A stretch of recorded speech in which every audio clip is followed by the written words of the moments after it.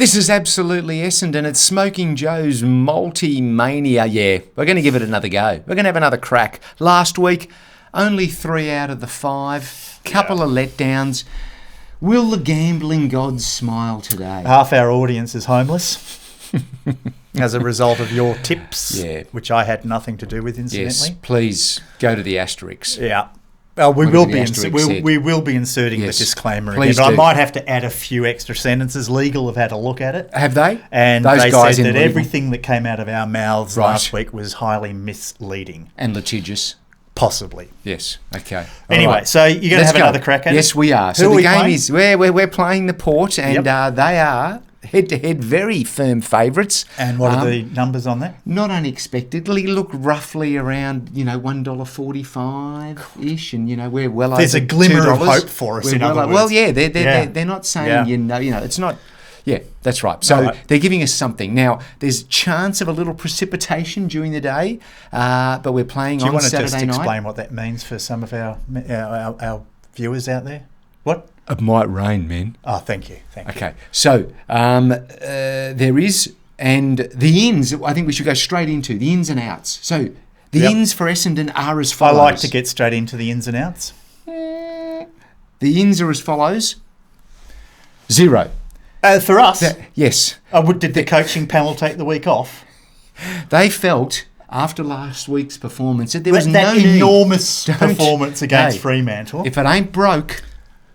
Yeah. Well, there you go. They're running without Brian. The one guy that probably should have kept his place because we don't have Sam Draper playing. Well, it's going to be a busy night for Phillips, isn't it? How bad do you reckon Nick Bryan is feeling right at this moment? We are bereft of ruckman, and he can't get a gig. It's highly insulting. I think he's talking to his agent. I imagine he would be. Yeah, he'd be fair enough. But what about for Port Adelaide? For Port Adelaide, young Junior Rioli is back. Yeah, just in time. Hey? Little retribution Do coming his way. you think he's worried? It is only Essendon. I hope he's worried. I hope he's going to come. He's going to be changing his pants a couple of times before this game. Well, Junior Rioli, you think talk to your life insurance retribution? Agent. Yep. Let's see. So, who else? Out Sin and Narkle. The great Sin and Narkle. Is that like Dolce and Gabbana? It is. My God, I have a Sin and Narkle. They do. Silk. Semi-see-through top. They do sound like an overpriced luxury goods brand. Like they're Eastern European designers of men's couture. Sin and Narkle. With models with very serious Narkle facial expressions. Used to wield the needle, the sewing machine down at Essendon, right? Really? He was with our VFL side and he went over to Port Adelaide only just recently. Right. As a mid-season draftee. Really? To the Port Power. So...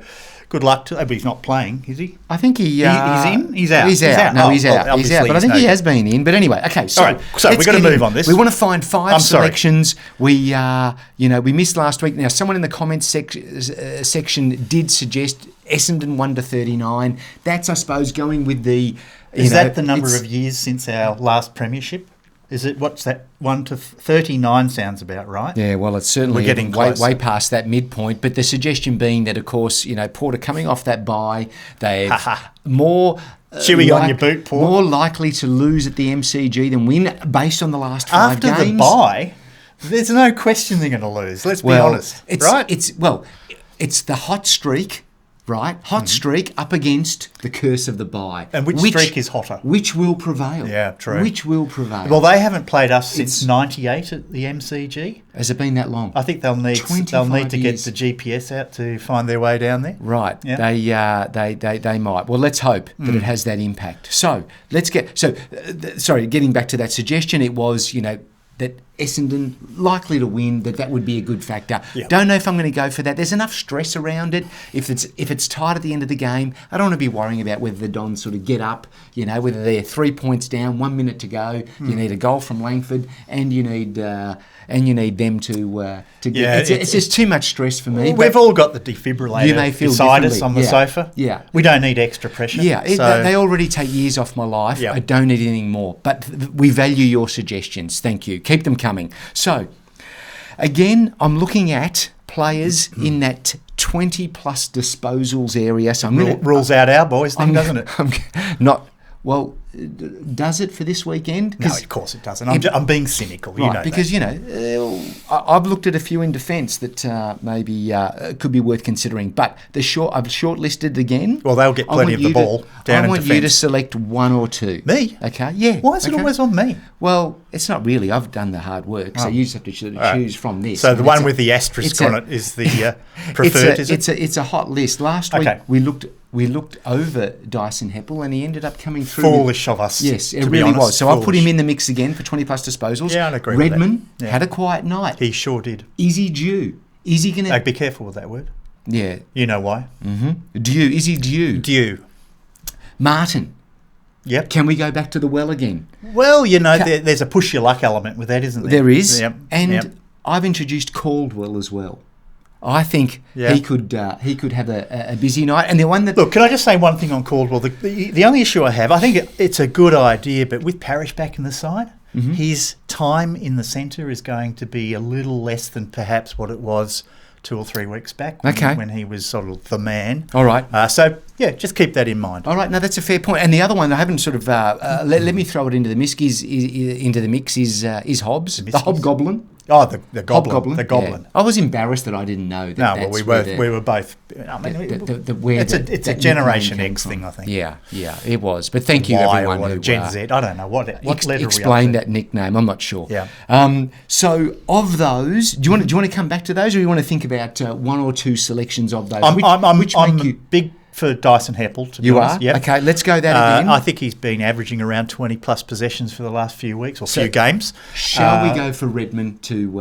And you'd have to think so after his performance last week. That was the outlier, right? Yeah.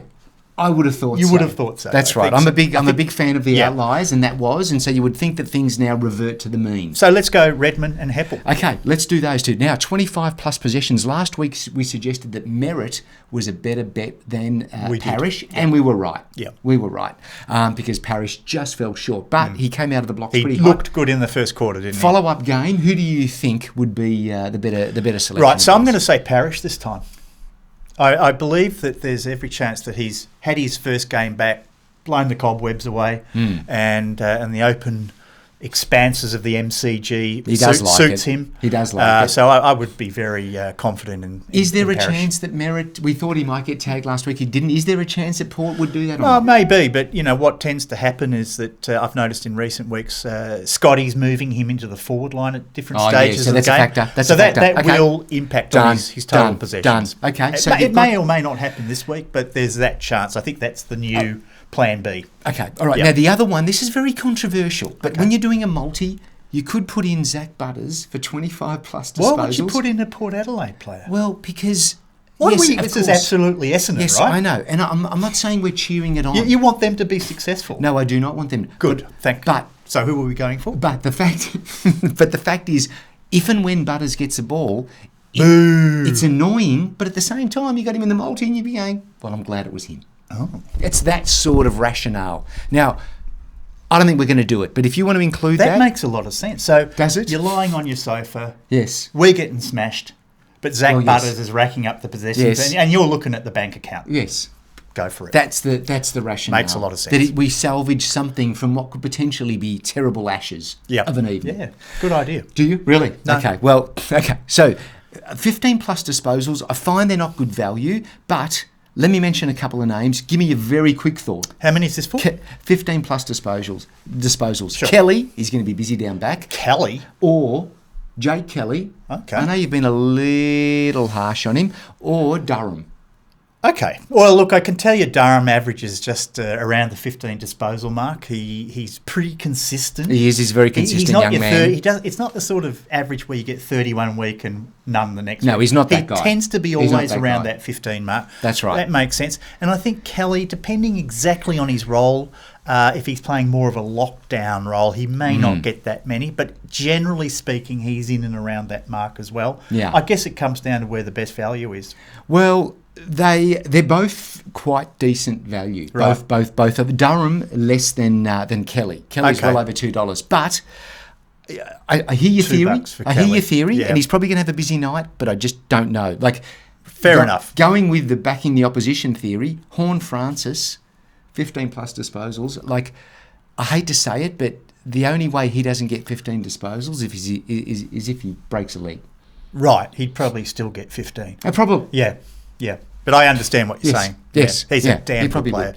He probably would. But he's not going to go in I mine. wish he played. He's one of those guys from another side, you just think, I'd love him in our side. Because he makes every possession count? Something like that, yeah. Okay. All right. So what are you going to go with that, or are you going to stick with the Bombers? No, I just mentioned that. Okay, fair enough. But if you're talking about the Kelly-Durham dilemma, I'd be leaning towards Durham myself. Would you? Yeah. Okay. I think so. Maybe. I don't know whether he'll make it into this one, but I'm still percolating. All right, think about it. Goal kickers. Let's start with the anytime goal kickers. Now, just all I have to do is just kick one goal. Here's who I've thrown into the mix. Perkins. Yep, that's a good idea. Dead-Eye Dick Langford, who may be down back, needed down back. I think he'll probably play forward, but Menzies, who's becoming the ever-reliable Menzies. So for 2 goals. Perkins averages over a goal a game and didn't kick one last week and possibly didn't kick one the week before. I'm not sure. Don't quote me.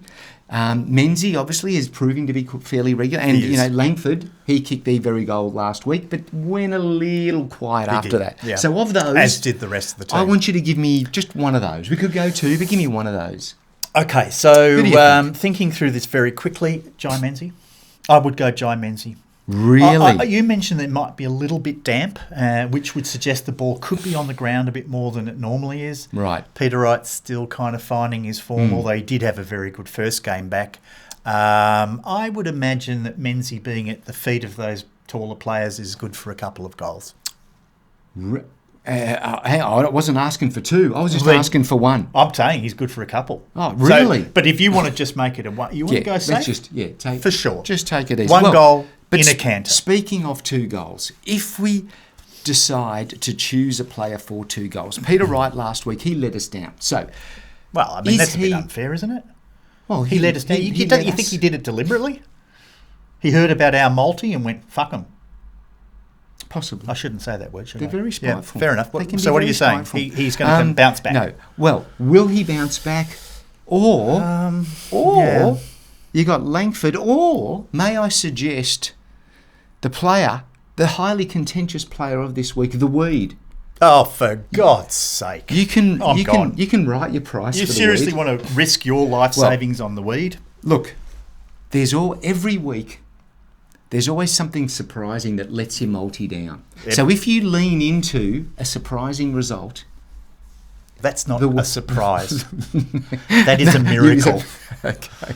That is a God-given miracle. If the Weed... This is for 2 goals. This is for 2 goals. Not just 1. The only way he's going to get 2 goals if Brad Scott's out on the field handing him the ball, because Brad Scott seems to honestly love the man. But maybe the Weed is listening to all this conjecture and he's going to go, you know what? I'm going to show them. He was very appreciative of our birthday wishes, by the way. Was he? Yeah, he sent us, So maybe he's just going to go, I'm going to prove the naysayers wrong. Watch me get my hands on that ball. The naysayers wrong theory.